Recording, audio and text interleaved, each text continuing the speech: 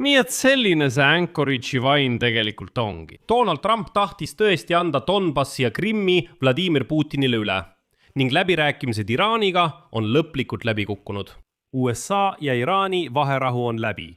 Teheran sulges taas Hormuzi väina, väidetavalt sellepärast, et Iisrael tulistas Liibanoni Hezbollaht. Tõde on aga see, et juba mitu tundi enne väina sulgemist sai teatavaks, et Ameerika Ühendriikide ja Iraani läbirääkimised Sveitsis tühistati täna lõplikult. Nüüd kinnitab Donald Trump, et USA ei olnud meeleheitlikus olukorras, kui nad Iraaniga kokkuleppele läksid, kuid siiski ei kavatse nad oma blokaadi Iraani vastu taastada. Samal ajal toimus Ukraina küsimuses ootamatu pööre. Ühelt poolt sai teatavaks, et USA ja Ukraina hakkasid arutama kaheetapilist sõja lõpetamise kokkulepet ning peavad isegi kinniseid läbirääkimisi venelastega. Teiselt poolt hakkas Emmanuel Macron äkitselt paljastusi jagama selle kohta, et Donald Trump oli kindel Ukraina kaotuses ja juba eelmisel aastal augustis Anchorage'is oli kokkulepe praktiliselt laual. Trump ja Putin tahtsid anda Venemaale üle need Ukraina alad, mida Vene armee polnud veel isegi vallutanud.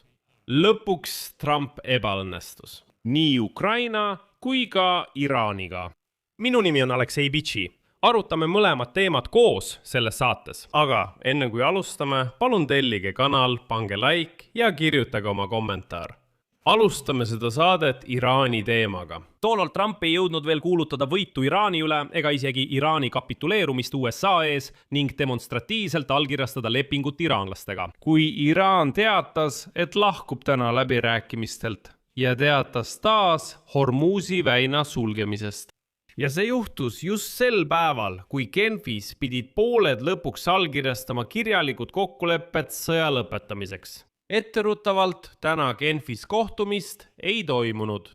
Täna, 19. juunil piirab Iraan laevade läbipääsu Hormuzi väinas. Väina piirkonnas kõlasid hoiatuslasud ning Iraani islamirevolutsiooni kaardivägi kutsus raadavas laevu üles sellele alale mitte lähenema. Samal ajal teatas Teheran, et laevade läbipääs on endiselt võimalik, kuid ainult tingimusel, et eelnevalt esitatakse taotlus Iraani revolutsioonikaardiväe võiklejatele. Need kiidetakse heaks ainult juhul, kui järgitakse kehtestatud nõudeid, mille, nagu te mõistate, seab Teheran. Iraan teatas, et selle otsuse põhjuseks oli see, et Iisrael andis täna Liibanoni pihta rea lööke vastuseks Hezbollah rünnakule, mille tagajärjel hukkus 4 sõdurit. Hoolimata USA ja Iraani memorandumist, mis näeb ette konfliktide lõpetamise kõigil rinnetel, sealhulgas Liibanonis, samuti teatas Iraani võimud Teheranis, et nad ei pea sõda lõppenuks enne, kui Iisrael viib kõik oma väed Liibanonist välja. On naljakas, et vaid paar tundi enne Iraani poolt Hormuzi väina sulgemist teatas Donald Trump ühes intervjuus valjuhäälselt ja avalikult, et ta on juba võitnud ja Iraan on kapituleerunud. Trump arvab, et Iraani jaoks oli memorandumi allkirjastamine Ameerikaga tingimusteta kapituleerumine. Trump tunnistas, et sõlmis selle kokkuleppe, et takistada sõja muutumist globaalseks majanduslikuks probleemiks. Ja ta lisas, et Ameerika Ühendriigid on Iraani sõjaliselt täielikult purustanud. Ja Trumpi sõnul on vastastikuse mõistmise memorandum tõenäoliselt, tsiteerin, Iraani tingimusteta kapituleerumine. Lisaks sellele näitas sõda tegelikult Ameerika sõjalist jõudu, ütles Trump. Ja edasi toon tema võiduka tsitaadi. Kordan veel kord. Pidage meeles, et ta ütles seda vaid paar tundi enne seda, kui Iraan täna taas sulges Hormuzi väina. Tsitaat Trumpilt. Kes veel oleks suutnud sellise blokaadi korraldada? Ma korraldasin mereblokaadi, millest ükski laev läbi ei pääsenud, kuid alternatiivid kokkuleppe sõlmimisele oleksid võinud olla katastroofilised. Trump väitis, et sõda näitas seal tegelikult sõjalist jõudu veel 2-3 nädalat ja jätkata nende pommitamist poolsurmani, eks. Ta küsis, mida see meile annaks? Hormuzi väin ei avata, meil on sõda, mis on seda kuude kaupa näidanud. Seni, kuni te näitate oma sõjalist jõudu, süsteem suletakse. See on see, mis võib põhjustada ülemaailmse depressiooni. Kuigi ma rõhutan siin, et see oli juba enne Lähis-Ida sõja algust. Veebruaris hoiatas isegi tema asepresident J.D. Vance Donald Trumpi, et Iraan võib blokeerida Hormuzi väina. Kuid Trump ei uskunud seda. Ta väitis, заблокировать Ормузский пролив. Et see ülemaailmne depressioon, mida Trump sõjaprognoosides ennustas, puhkes, kui Trump alustas sõda ja demonstreeris Ameerika sõjalist jõudu. Ja kas mitte Iraan ei teinud seda, mida ta täna väitis? Sõda näitas tegelikult sõjalist jõudu, millest ta ei suutnud võita ega selle tagajärgi ette näha. Ja Trump ütles, et kuulge, kui me oleksime jätkanud Iraani pommitamist, oleks Hormuzi väin suletud.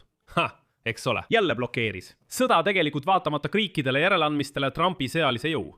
Tundus, et Iraan rikkus isegi esialgse kokkuleppe tingimusi ja blokeeris taas Hormuzi väina.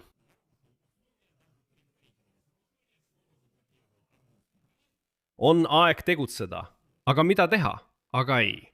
Trump teatas, et USA talub seda kõike kangelaslikult ja järgib selle lepingu tingimusi, mille ta eile pidulikult Prantsusmaal allkirjastas. Trump teatas taas, tsiteerin.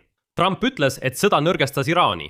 Tal ei ole enam ei õhuväge, ei mereväge, ei õhutõrjetehnikat, ei radareid ega praktiliselt midagi muud. Kuid samal ajal väidavad demokraadid, et Iraanil läheb praegu paremini kui 4 kuud tagasi. Kas te suudate seda ette kujutada? Kuidas nad saavad nii rumalad olla? Aga siin on muidugi küsimus, kes siis tegelikult on selles loos rumal? Trumpi sõnul pole Iraanil justkui midagi. Aga täna blokeerib Iraan Hormuzi väina. Ja vastuseks teatab Donald Trump, tsiteerin. Ei, me ei kohtunud iraanlastega meeleheitest. Iraan oli see, kes oli meeleheitel. Nendega on kõik läbi. Me viime need 60 päeva lõpuni. Nad ei saa mingit raha, isegi mitte 10 senti. Kui ta aru ei saanud, siis Trump teatas, et hoolimata kõigest kavatseb ta ühepoolselt järgida just seda 60 päevast vaherahu, mis saavutati vastastikuse mõistmise memorandumi raames, mida Iraan on juba rikkunud. Aga siin on väga oluline mõista toimuva põhjuseid. Iraan teatas, et sulges Hormuzi väina. Täna, sellepärast, et Iisrael avas tule Liibanoni pihta. Aga praeguse seisuga on Iisrael ja Hezbollah pärast vastastikuseid lööke väidetavad Washingtoni vahendusel taas kokku leppinud relvarahus. Ja tunduks, et pärast seda võiks Iraan oma tegevuse tühistada. Aga ei, Iraan ei lõpeta blokaadi Hormuzi väinas. See on esimene asi. Teiseks, juba mitu tundi enne Iisraeli rünnakut Liibanoni vastu sai teatavaks, et rahuläbirääkimised USA ja Iraani vahel, mis pidid toimuma täna, 19. juunil Bürgenstocki kuurordis Šveitsis jäävad ära. Sellest teatas ametlikult Šveitsi välisministeerium. Lisaks Washingtoni ja Teherani esindajatele oli kohtumisel plaanis osaleda ka vahendajatel, eriti Pakistanil ja Kataril. Oodati, et pooled arutavad varem allkirjastatud vastastikuse mõistmise memorandumi rakendamist USA ja Iraani vahel. Kuid see kohtumine nurjus viimasel hetkel, rõhutan, veel enne Iisraeli rünnakuid Liibanoni pihta. Valges majas teatati enne seda, et USA asepresident J.D. Vance tühistas 19. juuniks planeeritud reisi Šveitsi. Ja siin on, mida Valges majas öeldi. Tsitaat. Nagu asepresident ütles, ei ole eelseisvate tehniliste läbirääkimiste plaanid veel lõplikult kokku lepitud, kuid Ameerika delegatsioon on valmis neile esimesel võimalusel minema. Läbirääkimiste logistika. Läbirääkimiste logistika Iraaniga pole kunagi olnud lihtne ega etteaimatav. Samal ajal oli kohtumise ärajätmine ootamatu, sest 10 Valge Maja ametnikud, töötajad, kes tegelesid läbirääkimiste ettevalmistamisega ning meedia esindajad, isegi mõned minu kolleegid ajakirjanikud, olid juba kõik Šveitsis ja valmistusid delegatsioonide visiidiks. Kõik olid juba kohale jõudnud, valmistunud ja ootasid, millal ameeriklased ja iraanlased selle ajaloolise sõja lõpetamise lepingu allkirjastavad. Ja just siin algabki kõige huvitavam. Enne kohtumise tühistamist avaldas Iraani agentuur Tasnim teate, milles öeldi, et Teheran soovib näha kokkuleppepunktide täitmist USA poolt, enne kui algab järgmine läbirääkimiste etapp. Lihtsalt öeldes teatas Iraan otse ameeriklastele, kuulge, me allkirjastasime teiega kokkuleppe, aga enne kui me hakkame selle kokkuleppe raames midagi tegema, las ameeriklased täidavad kõigepealt oma osa sellest tehingust. Ja nüüd tähelepanu. Kas panite tähele, kuidas Donald Trump plahvatas pärast tänase Hormuzi väina sulgemist ja teatas, tsiteerin, nendega on kõik. Nad ei saa mingit raha, isegi mitte 10 senti. Võiks ju küsida, mis pistmist on siin rahaga. Miks Donald Trump just seda rõhutab? Aga asi on selles, et kokkuleppe raames nõustus Donald Trump vabastama Iraani külmutatud varasid miljardite dollarite väärtuses ning looma $300 miljardi suuruse investeerimisfondi Iraani taastamiseks. Ja sõbrad, need, kes ei uskunud mind ja kirjutasid kommentaarides, et ma valetan, miks sa räägid 300 miljardist, see on otse kirjas selles dokumendi versioonis, mida Valge Maja näitas. Ja nüüd ütleb Iraan. Kuulge, andke meile kõigepealt raha, tühistage sanktsioonid, vabastage varad ja siis me mõtleme, kas me üldse peame teiega mingisuguseid läbirääkimisi. Sellepärast Trump vihastas ja just sellepärast kirjutas ta just rahast. Ja iraanlased lihtsalt tegid talle ära. Lühidalt öeldes oli tänane Iisraeli rünnak Liibanoni vastu vaid ettekääne selleks, et Iraan sulgeks Hormuzi väina. Ja just siin jõuabki kõik täielikku tupikusse. Asi on selles, et algne kokkulepe USA ja Saudi Araabia vahel Iranem põhjustas üsna teravat kriitikat mõnede USA kongressi liikmete, eriti kongressi vabariiklaste poolt mõlemas kojas. Nad on mures sellepärast, et Washington tegi Iraanile liiga palju järeleandmisi. Seoses sellega astus J.D. Vance, Ameerika Ühendriikide asepresident, üsna ebatavalise sammu, ilmudes Valgesse Majja, et kaitsta seda Iraani lepet. Ta väitis, et kuigi see tõepoolest eeldab järeleandmisi, peab Iraan kõigepealt täitma USA nõuded. Tsitaat J.D. Vance'ilt. Kui nad hakkavad üles näitama rohkem head tahet, saame me suurendada majanduslikke soodustusi. Kui nad aga näitavad üles vähem head tahet, võime need meetmed tühistada. Lõpuks sattusime olukorda, kus Iraan nõuab, et Ameerika Ühendriigid astuksid esimesena samme. Samal ajal, kui Ameerika Ühendriigid nõuavad, et Iraan alustaks esimesena tegutsemist. See on ummikseis. Vaatame, kes selles olukorras esimesena järele annab. Ja miski ütleb mulle, et see on jälle Donald Trump, sest tema kardab naftaturu kokkuvarisemist, mitte Iraan. Iraanile on see ükskõik. Iraan blokeerib Hormuzi väina ja saab aru, et selles olukorras töötab aeg nende kasuks. Aga Trump on juba avalikult otse öelnud, et jah, ta kartis, et see kõik muutub ülemaailmseks kollapsiks ja hinnad tõusevad kogu maailmas taevasse, kui Hormuzi väin jääb suletuks. Lisaks rääkisid Ameerika ametnikud, kes on kursis läbirääkimiste käiguga, telekanalile CNN, et praegu töötavad pooled salajaste ettepanekute kallal, et sel nädalal allkirjastatud leping ellu viia. Kuid nagu teada saadi, ei allkirjastanud Iraan ühtegi täiendavat dokumenti, nagu ka vastastikuse mõistmise memorandumi puhul. Seetõttu, tsiteerides, see tekitab küsimuse, kas Trumpi administratsioon ei ole Iraanilt saadud kohustusi üle paisutanud. Ja see rõhutab veel kord, kui kiiresti võivad haprad poliitilised jõupingutused lõpliku kokkuleppe saavutamiseks kokku variseda. Samal ajal liiguvad Ukraina läbirääkimised täiesti uuele tasandile. Lõpuks sai selgeks, millisest Anchorage'i vaimust venelased pidevalt räägivad. Donald Trump tahtis tõepoolest anda Ukraina üle Vladimir Putinile ja pidas temaga selle üle läbirääkimisi Alaskal eelmise aasta augustis. Aga enne kui liigume selle saate teise osa juurde, tahan paluda teil tellida see YouTube'i kanal, panna like ja kirjutada põhjalikke kommentaare. See aitab väga palju kaasa sisu levikule YouTube'is.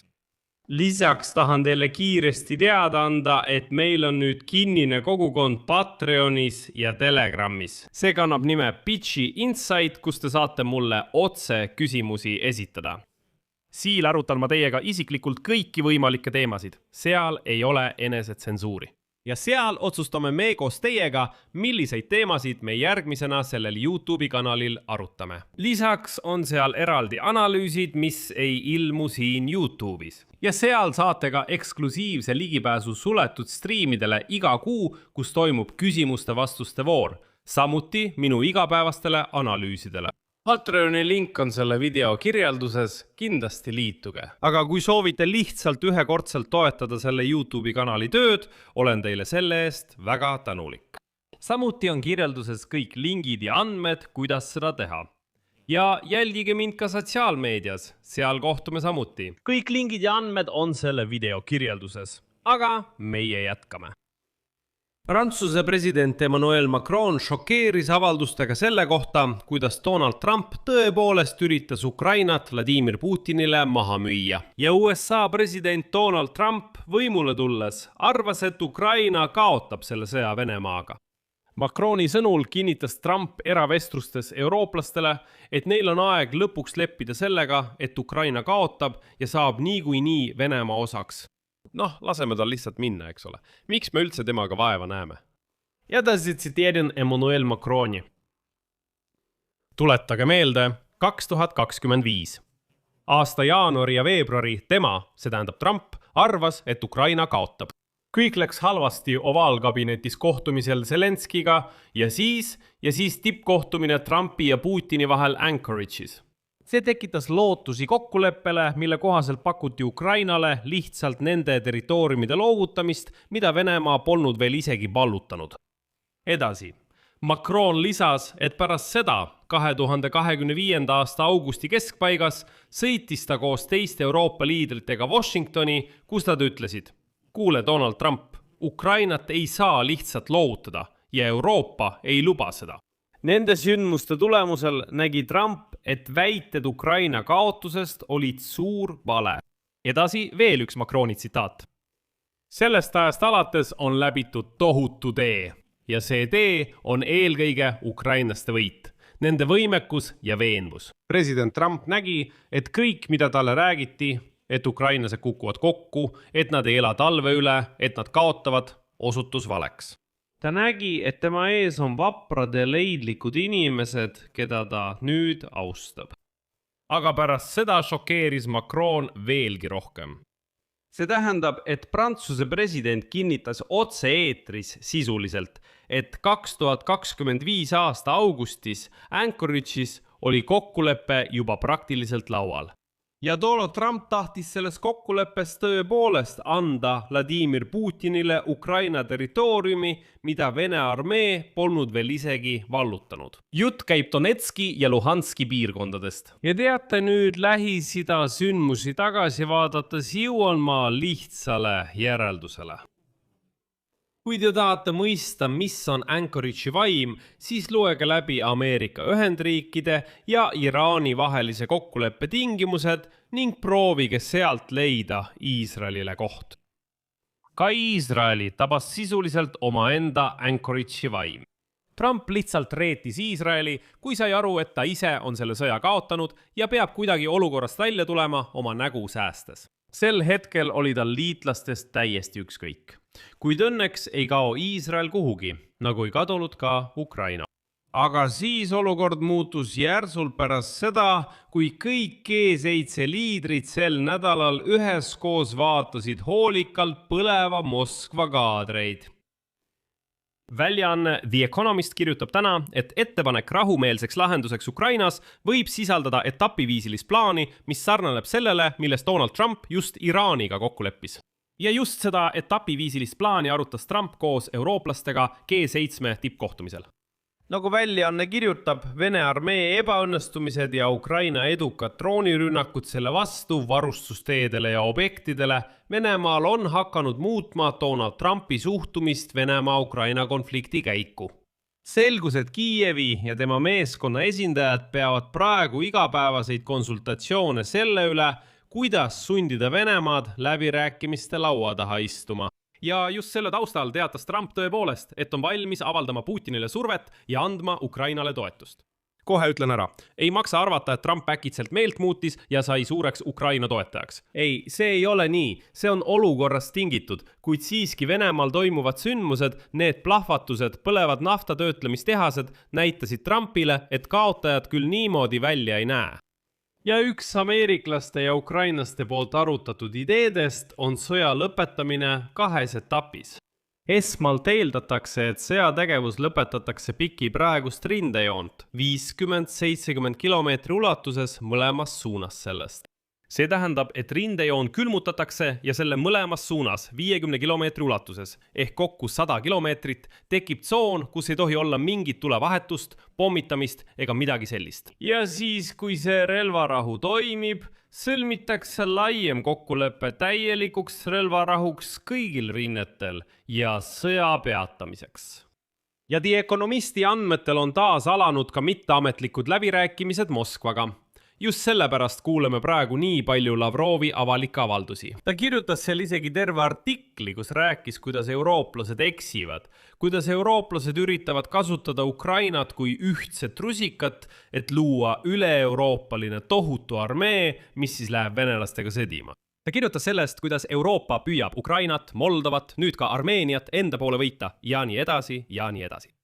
Ja üldse Euroopa justkui peab läbirääkimisi valesti. See kõik tuleb siit. Selgub, et eurooplased koos ameeriklaste ja ukrainlastega arutasid tõesti G7 tippkohtumisel erinevaid viise, kuidas sundida Moskvat läbirääkimiste laua taha istuma. Aga probleem on selles, et Ukrainas ollakse kindlad, et Venemaa vaevalt midagi ette võtab enne oktoobrit. Miks enne oktoobrit? Sest siis soovib Venemaa anda Donald Trumpile toetust enne vahevalimisi kongressis ja saada selle eest midagi vastu.